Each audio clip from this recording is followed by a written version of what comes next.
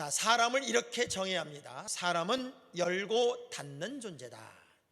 자, 열고 닫는 존재다, 이런 의미를 놓고 가만히 생각을 해보면 눈도 열었다 닫았다 하고, 입도 열었다 닫았다 하고, 귀도 열었다 닫았다 하고, 마음도 열었다 닫았다 하고, 심장도 열렸다 닫혔다 하며 박동이 이루어지고 있더라고요. 그래서 인간은 열었다 닫았다 하는 존재, 열고 닫는 존재다.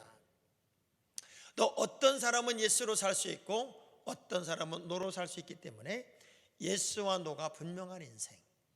그래서 오늘 이 예배에 참여한 여러분들은 가급적이면 열린 마음으로 예배를 드리고, 부정적인 자세가 아니라 예스의 자세로 이 예배를 드리면 좋겠다 하는 마음으로 여러분 열고, 그리고 예스의 마음으로 예배자가 되기를 기대합니다. 자, 사도행전의 문을 열면 베드로와 바울의 두 사람이 공통적으로 한 장면이 등장을 해요. 성령을 충만히 경험하고 베드로와 요한이 이제 성전에 기도하러 올라가다가 성전 미문에 앉아서 구걸하던 안진뱅이를 향하여 이렇게 말합니다.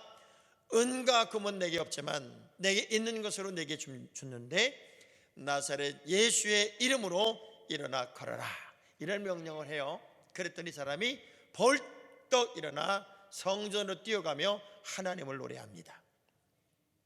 또 바울이 루스트라에서 2차 전도행을 하는 동안에 말씀을 이렇게 전하는데 자기를 주목하여 보는 사람, 또 바울이 주목하여 보니까 저 사람에게는 구원 얻을 만한 믿음이 있음이 보여져서 큰 소리로 이렇게 강력하게 말합니다.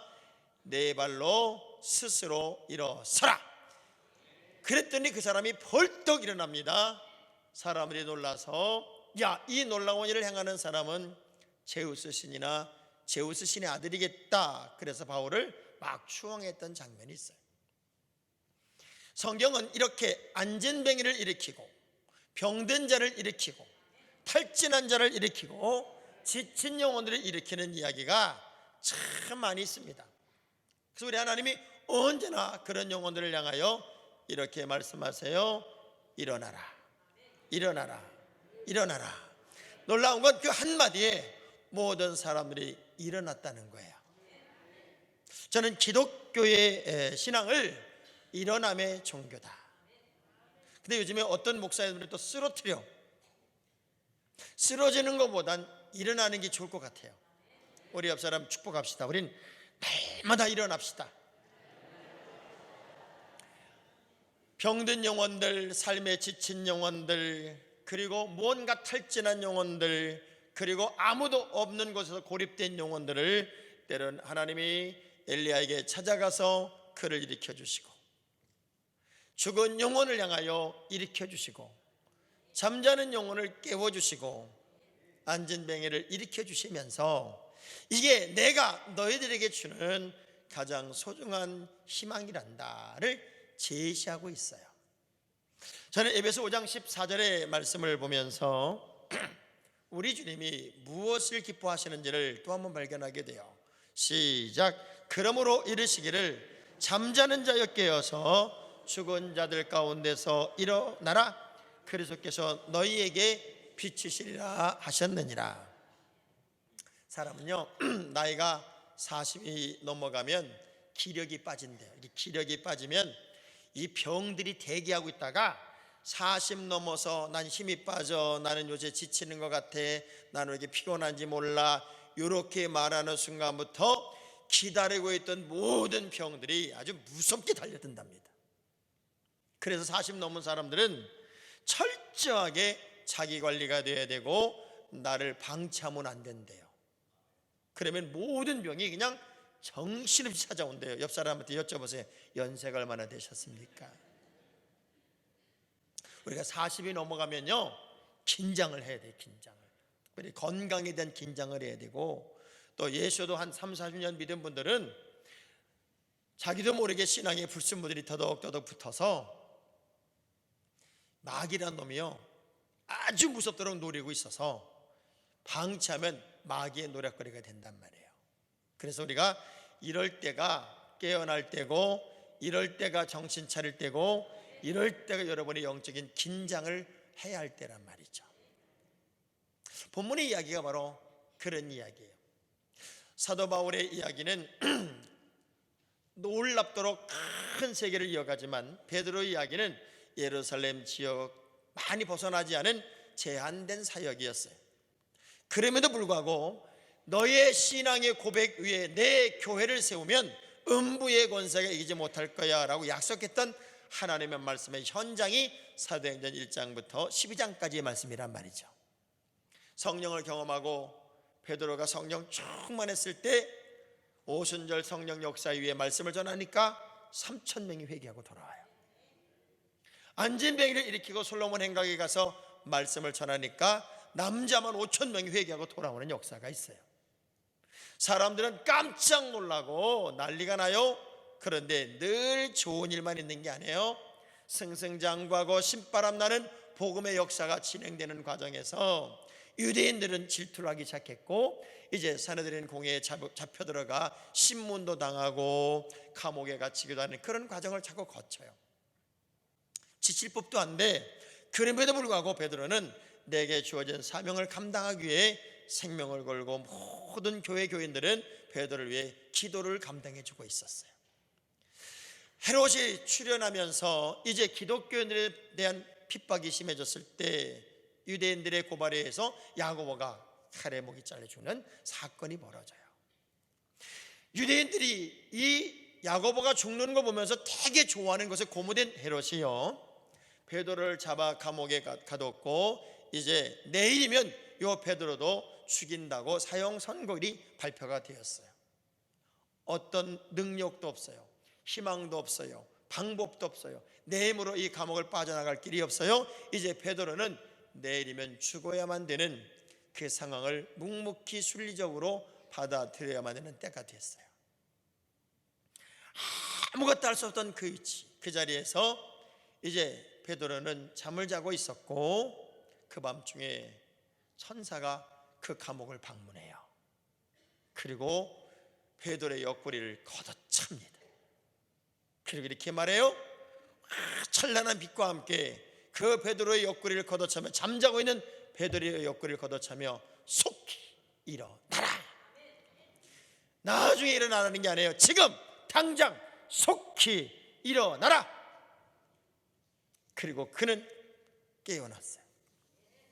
손에 쇠사슬이 쫙 풀어지고 두 천사를 따라, 이게 꿈인지 생시인지 전혀 느끼지 못하는 채 쭉 따라가는데, 병사들이 철통같이 지키고 있는데 이 병사들이 자기가 지나가도 못 봐요, 이 바보들이. 그리고 어디까지 갔는지 모르게 가서 보니까 시내예요. 그리고 천사들이 떠나가 있어요.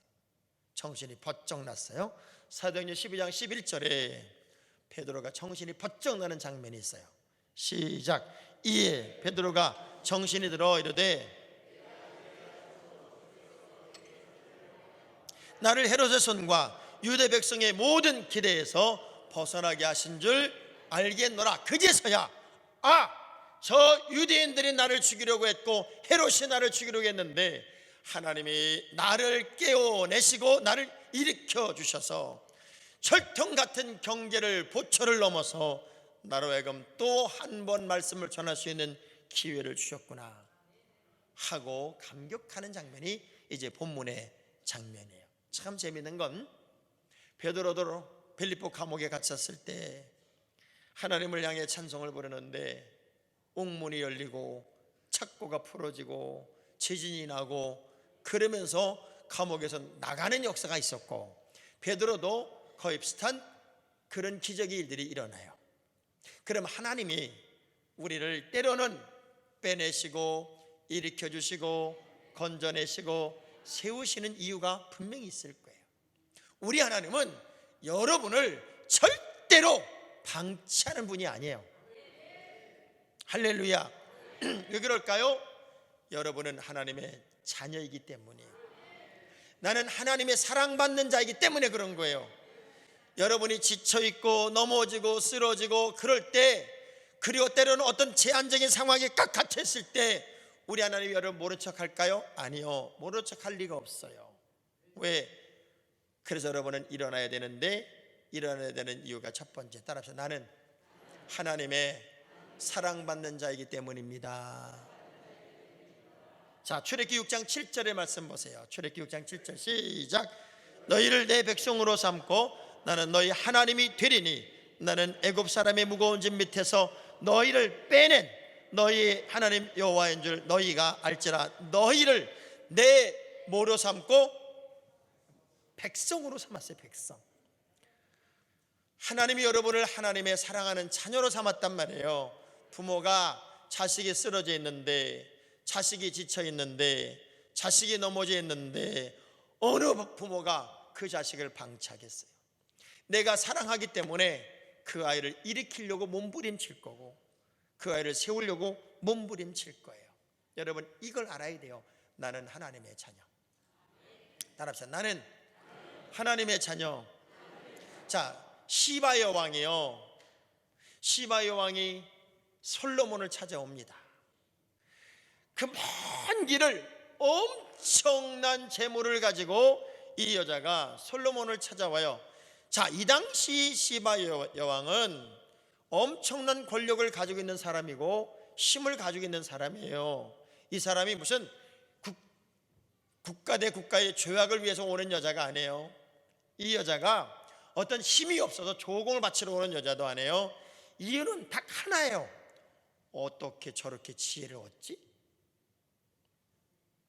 그리고 엄청난 금은보화를 갖다 바쳐요. 어떻게 지혜를 얻었어요? 그리고 딱 하나를 얻어갔어요. 하나님이 주셨어요. 이거 얼마나 허망해요. 어찌 보면 그 모든 지혜는 하나님께서 주셨어요. 그런데 이 시바 여왕에 있어서 하나님이 주신 지혜, 하나님이 지혜의 근본이에요. 이 하나는 인생의 최고의 한 수였어요. 여러분이 이걸 가지고 있으면 돼요. 하나님이 나를 자녀로 기른다. 이게 여러분의 인생의 최고의 한 수가 돼야 돼요. 수억 만금을 들여서도 얻어내야 할 최고의 한 수. 이것은 하나님이 나를 사랑하기에 나는 어떤 상황에서도 일어나야 된다. 이렇게 역으로 질문하는 분들이 계실 거예요. 그러면 목사님, 하나님이 나를 사랑하시면 아예 나를 쓰러지지 않게 하면 되잖아요. 나를 넘어지지 않게 하면 되잖아요. 나를 일어날 수 있는 환경으로 만들지 않으면 되잖아요. 그런데요, 여러분, 약 먹을 때 약병, 특별히 물약 같은 거에 뭐라고 써놨어요? 흔들어 드세요. 잘 흔들어 드세요. 많이 봤어요? 여기 있는 분들이 뭐 워낙 건강해서 약 먹을 시간이 없었으니까. 근데 약을 흔들어 먹으래요. 왜? 흔들면 다 고루고루 약이 배어서 그 약의 효능이 다 제자를 찾는 거예요. 하나님이 때론 여러분을 흔들어. 그래야 여러분이 진액이 나오고 진국이 돼요.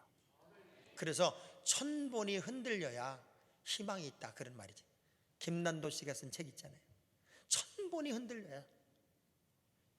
여러분 몇 번이나 흔들려 보셨습니까? 물어보세요, 옆 사람한테. 지금도 흔들리고 있어? 그랬더니 이렇게 말하면, 엘리베이터 타고 올라올 때마다 흔들려요, 제가.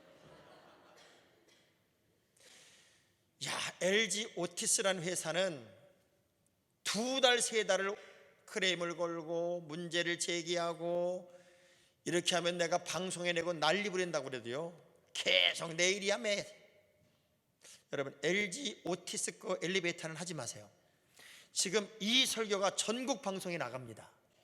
그런데 제가 이 얘기를 하는 거는, LG 오티스 엘리베이터는 고객을, 그리고 교회나 단체마저도 이렇게 무시하기 때문에 개인이 한다면 엄청난 문제를 일으킬 것 같아요. 이런 회사는 이 지구상에 있으면 안 될 것 같아요. 롯데월드에다가 한다고 그러는데, 이제 조금 있다가 지금 또 안 해주면 제가 롯데월드에 가서 하지 말라고 얘기하려고 그러려고 그래. 우리는 매주마다 떨리는 엘리베이터 타고 올라와야 돼요. 생명의 지장을 느끼면서, 두려움을 느끼면서. 저것도 새 엘리베이터가. 어찌됐건 흔들리는 건 좋은 것 같아요. 그래야 사람이 된다니까. 옆 사람 악수하면서 제대로 한번 흔들려 봅시다. 삶에서 흔들림이 있다고 하는 것은 때로는 더 나은 미래와 더 나은 내일을 꿈꿀 수 있는 거예요. 하나님께서 어떻게 우리를 축복하시고 하나님께서 어떻게 우리를 영적으로 철들게 하실까를 기대하면서 하나님이 사랑하시니까 여러분이 쓰러지면 일어나야 되고 넘어지면 일어나야 되고 어떤 상황이 돼도 여러분은 일어나야만 되는 존재가 됐다고요. 사랑하지 않으면요 내버려 둡니다. 그냥 방치합니다. 미국의 달라스의 성형외과 의사에게 한 분이 찾아왔어요. 여자분이에요. 이렇게 말합니다. 선생님, 저는 정말 부탁이 있습니다. 얼마 전 제 남편이 집에 불이 났는데 어머니 아버지를 구하겠다고 불 속에 뛰어들어갔다가 어머니 아버지도 구하지 못한 채 자신은 온 얼굴에 화상을 입고 목숨만 건져 구출되었습니다. 치료는 다 되었는데 얼굴이 온통 화상 자국이라 세상을 나오려고 하지 않습니다. 문을 꽁꽁 걸어 잠그고 저도 만나지 않으며 이젠 고립된 삶을 살려고 합니다. 저는 내 신랑을 너무나 사랑하거든요. 그러니 제 남편의 얼굴을 좀 어떻게 해줄 수 있겠습니까? 그랬더니 이렇게 말해요. 제가 할 수 있는 모든 노력을 동원해서 당신의 남편의 얼굴을 한번 회복시켜 보겠습니다. 그런데 선생님, 문제가 있습니다. 어느 누구도 안 만나려고 합니다. 문을 열어주질 않습니다. 그래서 지금 제가 여기 온 고민하다가 여기 온 가장 큰 이유는 내 남편이 끝까지 문을 열어주지 않는다면 선생님, 제 얼굴도 제 남편처럼 망가뜨려 주십시오. 그러면 자기가 똑같은 얼굴인 나를 사랑하지 않겠습니까? 나는 내 남편을 너무나 사랑하기에 내 얼굴을 다 망가뜨려서라도 내 남편의 그 자리에 들어가고 싶습니다. 그 성형외과 의사가 말하죠. 어떻게 내가 당신의 얼굴을 망가뜨리겠습니까? 그것은 불가능합니다. 제가 한번 노력을 해보겠습니다. 그리고 바로 이 성형외과 의사가 그날 남편을 찾아가요. 놓고 해도 문을 꽁꽁 걸어 잠그고 안 열어줘요. 이제 방문 앞에서 계속 나는 당신 얼굴을 고칠 수 있습니다. 나는 당신 얼굴을 바꿀 수 있습니다. 옛날처럼은 아니지만 사회에 지장이 없게 만들어줄 수 있어요. 아무리 설득을 해도 문이 열리질 않아요. 그때 마지막으로 이렇게 얘기를 합니다. 제 말은 듣고 있을 것이라고 생각이 됩니다. 당신 아내는 당신이 끝끝내 나오지 않으면 저에게 당신의 아내의 얼굴도 당신처럼 만들어 달라고 했습니다. 이렇게 사랑하는 아내의 얼굴을 당신은 당신처럼 만들겠습니까? 침묵이 흐르고 문이 스르르 열렸어요. 그리고 그제서야 그 남편이 나왔어요. 그리고 아내를 부둥켜 안고 눈물을 흘려요.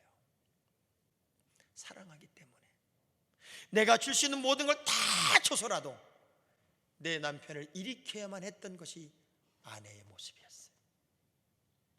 우리 하나님이 여러분을 사랑하기 때문에 모든 걸 다 줘서라도 모든 걸 다 동원해서라도 여러분을 일으켜야만 되는 것이 하나님의 의도였단 말이에요.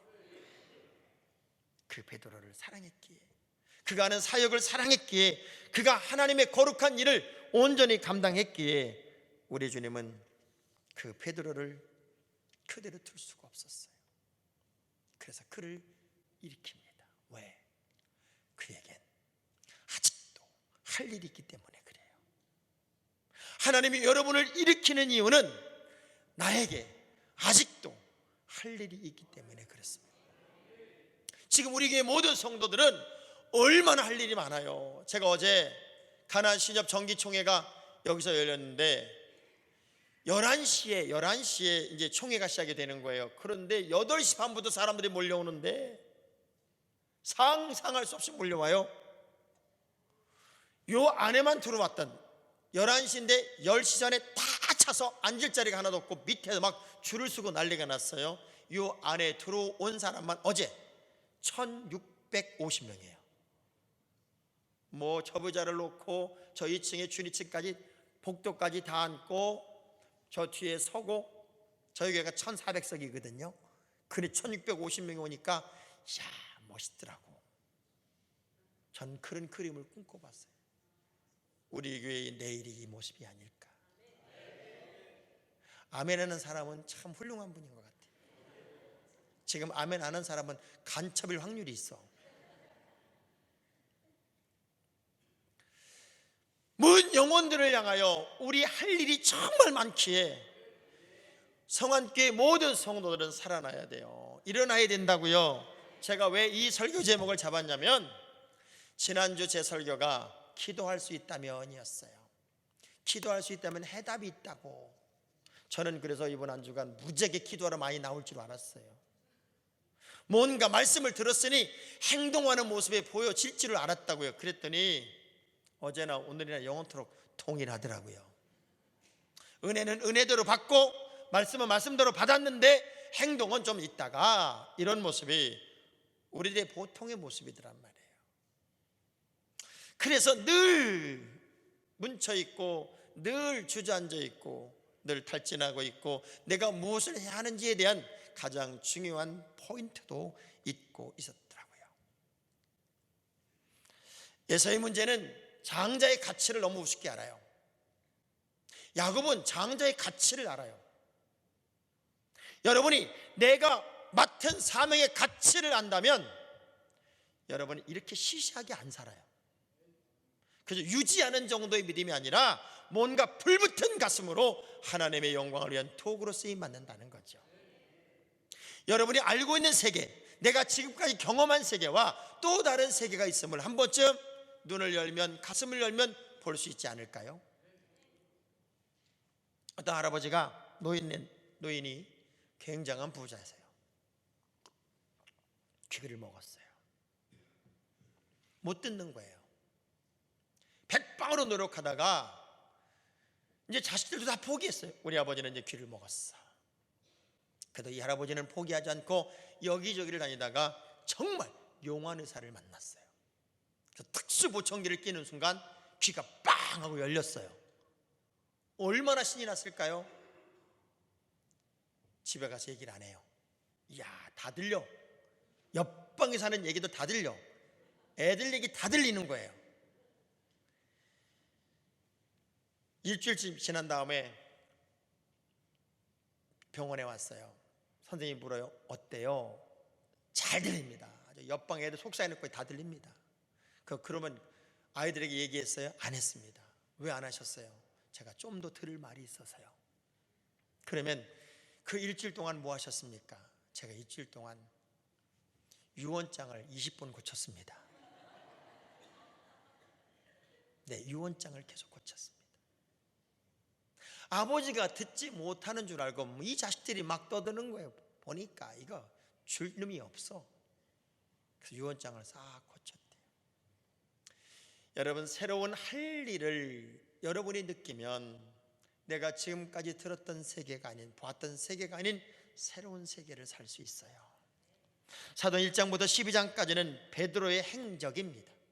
그래서 베드로가 얼마나 많은 일을 하고 얼마나 큰 일을 감당했는지를 쭉 기록하고 있습니다. 하나님의 거룩한 일을 감당하려고 할 때는 하나님은 반드시 사람들을 일으킵니다. 그래서 여호수아에게 거룩한 사명을 맡길 때 이릅니다. 두려워하지 말라, 놀라지 마라. 내가 너와 함께한다. 그러니 일어나라. 그 얘기예요. 따라합시다. 나는 사명이 있습니다. 나는 할 일이 있습니다. 그러기에 여러분은 일어나야 돼요. 더 중요한 것은 여러분이 일어나는 것, 여러분이 깨어나는 것은 모든 공동체의 기쁨이고 모든 사람의 기쁨이고 모든 사람의 행복이 되더라고요. 베드로가 감옥에 갇혔다는 얘기를 듣고 모든 성도들이 기도를 시작했습니다. 저는 요즘에 너무 고마운 게 우리 교회에 저를 위한 릴레이 금식 중보 기도팀이 생겼어요. 그래서 계속 장학봉 목사를 위해서 기도해주는 팀이 생겼어요. 근데 놀라운 건 그때부터 그런 것 같아요. 굉장히 오랫동안 제가 이제 성전 건축을 하면서 놓았던 일들이 이제 방송 활동이었어요. 내가 하겠다 말겠다도 안 했는데 이제 중보기도가 시작되면서부터 이제 방송사역이 자꾸 열려요. 그래서 이제 2월 첫 주 목요일 날 아침 9시, 저녁 12시, 또 화요일 날 아침 9시에 두란노 성경교실이라고 장학봉 목사가 성경을 가르치는 프로그램이 이제 방송이 CTS를 통해서 매주 방송이 되고, 저기 무시하는 아멘인데 이거는 4명의 강사님들이 이제 패널들을 놓고 성경을 가르치는 건데, 저는 저와 김학중 목사는 성경을 쭉 풀어가요. 한 장씩 두 장씩. 그 나머지 둘은 이제 뭐 제목 가지고 한다고 그래. 그 제목 가지고 하는 건 길게 가기는 어렵죠. 그런 건 하나님의 말씀을 계속 전할 수 있는 기회가 주어지고, 또 C채널에서 해외 가 있는 디아스포라를 찾아서 라는 제목에 또 제가 아나운서가 됐다니까. 또 기도가 시작되니까 하나님이 저를 필요한 데 쓰시고, 또 그 기도의 열매로 사명을 감당할 수 있는 길을 열어주더란 말이죠. 여러분이 어떤 상황에 머물러 있으면 안 되는 이유는 여러분 하나가 승리하면 교회가 승리하는 것이고, 여러분 하나가 일어나면 가정이 일어나는 것이고, 여러분 주변에 일어나는 것이고, 여러분의 자녀들이 일어나는 것이고, 다 일어나는 거란 말이에요. 근데 사고방식의 차이가 있어요. 이솝 우화를 보면 요술장이와 생쥐라는 우화가 있어요. 이 생쥐가 집에 고양이 한 마리가 사니까 그렇게 두려워하는 거예요. 고양이 때문에 살맛이 안 나는 거예요. 그래서 요술쟁이가 내가 너를 지켜주는데 왜 걱정을 하냐? 나 저 고양이 때문에 못 살겠다. 그랬더니 요술쟁이가 고양이로 만들어준 거야. 그 고양이 무서워했으니까 이제 고양이랑 동등했으니까 안 무서워야 될 거 아니에요. 개를 무서워하겠어. 개 무서워서 못 살겠다는 거지. 그래서 또 개로 만들어줬어. 그랬더니 이제 또 호랑이 무서워 죽겠다고. 그래서 요술쟁이가 그랬대요. 너는 어차피 네 내면 속에 생쥐의식이 있으니까 다시 생쥐가 되라. 그래서 생쥐를 다시 만들어 버렸대. 우리의 잠재적 의식 속에 나는 안 돼, 나는 어려워, 나는 힘들어, 이런 것이 여러분의 잠재적 속에 살아있으면 아무리 주님이 깨워도, 아무리 욕구를 걷어차도, 아무리 여러분에게 자극을 주어도 우리는 일어날 수 없어요. 그런데 의식이 바뀌면 그 한 방에 발딱 일어나고, 내가 일어나야 하는 이유를 사람들로부터 찾게 돼요. 놀라운 건요, 베드로가 일어났어요. 그리고 기도하는 그룹에 정말 갔어요. 난리가 났습니다. 우리의 기도의 열매로 베드로가 감옥에서 나왔고 죽지 않았고 하나님을 찬양하게 되고 기쁨이 넘치고 감사가 넘치고 박수가 넘치는 놀라운 일이 일어난다고요. 여러분이 나 힘들어, 나 지쳤어, 나 아파, 그래 주저에 앉아있는 동안 여러분 주변의 사람들이 얼마나 우울할까 생각해 봐봐요. 얼마나 여러분 때문에 지칠까를 생각해 봐요. 때론 제가 이런 얘기를 해요. 목사님 좀 많이 아파요. 그럼 바울이라고 생각하고 사세요. 평생 바울은 아팠습니다. 그런데 살아있는 것 감사하고, 지금 병원에 식물인간데요 꼼짝 못하는 사람이 얼마나 많이 있습니까? 그런데 때론 그것마저도 수용하고 한번 살아보자고요. 그래서 바울의 심정으로 살아봐요. 그리고 여러분이 일어나면 저 상황 저 환경에서도 우리 엄마는 우리 아빠는 일어났어요. 자녀들이 얼마나 큰 도전을 받을 수 있을까요? 말로는 그렇게 한다고 그러는데 행동이 안 되니까 문제가 되죠. 암으로 죽어가는 남편 곁에서 아내가 뭔가를 막 써요. 이제 마지막이라고 여겼던 남편이 아내에게 이렇게 말합니다. 여보, 이제 난 틀렸나 봐. 난 이제 죽을 거야. 그랬더니 부인이 여보, 그런 소리 하지 말어. 왜 죽어? 당신은 살아. 걱정하지 말어. 안 돼. 나는 틀린 것 같아. 그런 소리 하지 말라니까. 그러니 이렇게 물어요. 근데 여보, 장례를 한문으로 어떻게 써? 이미 남편의 장례를 준비하고 있었어요. 말은 그렇게 하고 있는데 이 땅에 많은 사람들이 나 하나쯤이야 라고 생각을 해요. 그런데 여러분 하나가 주저앉으면 여러분 주변이 다 다운이 돼요. 다 힘들어지는 거예요. 근데 여러분 하나가 일어나면 주변이 다 살아나는 거예요. 주변이 다 신바람이 나는 거예요. 베드로를 일으켜서 제자리에 갖다 놓으신 주님은 그 베드로의 모든 주변의 공동체 교회를 기쁨으로 만들어 주셨단 말이에요. 여러분이 일어나는 것은 교회의 기쁨이고, 여러분이 일어나는 것은 가정의 기쁨이고, 여호수아가 아이성 전투에서 패했을 때 너무 우울한 거예요. 하나님, 내가 어떻게 여기까지 왔는데요, 여리고성 전투도 이겼는데 어떻게 이 말도 안 되는 아이성에서 져요. 그리고 푹 주저앉아가지고 낙심해서 어쩔 줄 몰라 할 때 여호수아 7장 10절에 이렇게 하나님이 여호수아에게 말씀하세요. 시작. 여호와께서 여호수아에게 이르시되 일어나라. 어찌하여 이렇게 엎드렸느냐. 이 바보야, 네가 엎드려져 있으면 모든 이스라엘이 엎드려져 있는 거야. 네가 일어나면 다 일어나는 거라고. 그래서 여호수아를 일으켰고 원인을 찾았고 마침내 승리의 노래를 부르게 해요. 지금 여러분이 주저앉아 있는 것 때문에 주변이 희망을 잃을 수 있다고 한번 느껴보셔야 돼요. 내가 일어나면 예루살렘 공동체가 환호와 감격과 기쁨과 박수와 하나님께 영광을 돌렸던 것처럼 여러분이 정말 현재보다 한 단계 더 일어서고 한 단계 더 일어서고 한 단계 더 일어서면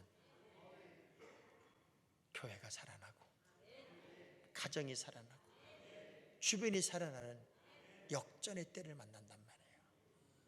자, 주먹 불 끈지고 따라하세요. 나는 그럼에도 불구하고 바짝바짝 일어나리라. 이걸 좀 액센트를 넣어서 떨면서 나는 그럼에도 불구하고 바짝바짝 일어나리라. 일어나야 할 사람들이 여러분들이에요. 특별히 오늘 우리 교회는 모든 성도들이 다 사역자가 돼야 돼요. 다 일어나야 할 때이기 때문에 여러분이 애기짓 하면 안 돼요. 정말 새로움에 도전하는 큰 그릇이 되시기를 축원합니다. 우리 한번 찬양해 볼게요. 달리다굼 무덤 속에서 나오며 일어나라. 어떤 환경에서도 너는 일어나라. 잠든 환경에서, 어두운 환경에서, 지친 환경에서 너는 달리다굼 일어나야 된다.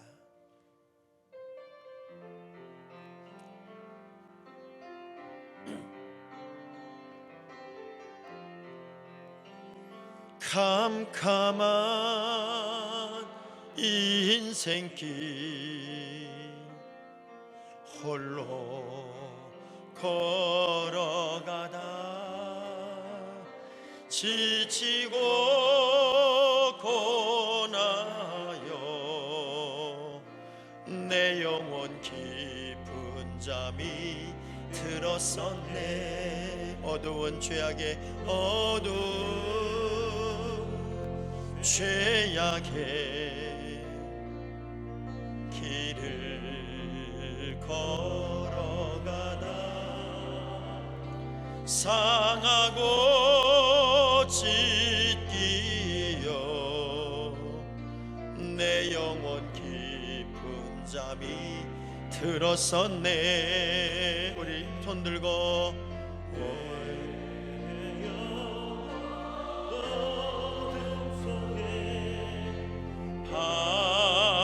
방황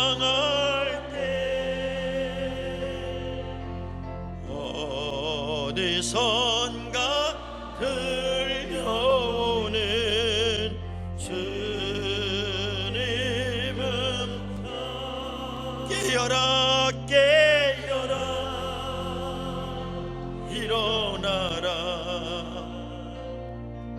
달리다고 일어나라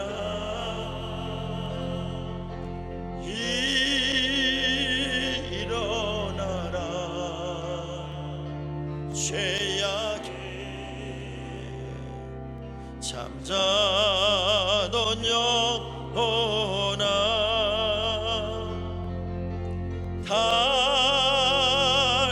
달리다고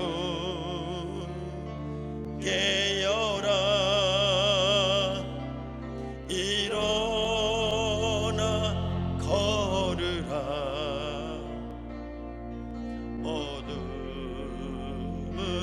물러가고 새날이 밝아오네 오실 날 멀잖 않네 어둠 속에 잠자던 영혼 일어나라 일어나 걸으라 달리다고 일어나라. 우리 두 손을 가슴에 대봐요. 두 눈을 꼭 감겠습니다. 왜 주저앉았습니까?